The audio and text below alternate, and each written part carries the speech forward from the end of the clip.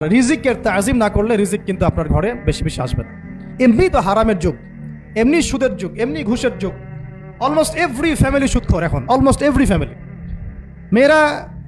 মেয়েরা স্পেশালি যারা শাশুড়ি টাইপের, আপনারা মাইন্ড করেন না, তাদের সাইকোলজি যে এতই নিচে নেমে গেছে এখন যে আমার মেয়ে জাহান্নামে যায় যাক, হ্যাঁ আমার মেয়ে জাহান্নামে যায় যাক, সমস্যা নাই, দুনিয়াতে সে যেন ভালো থাকে। এটা কেন বললাম?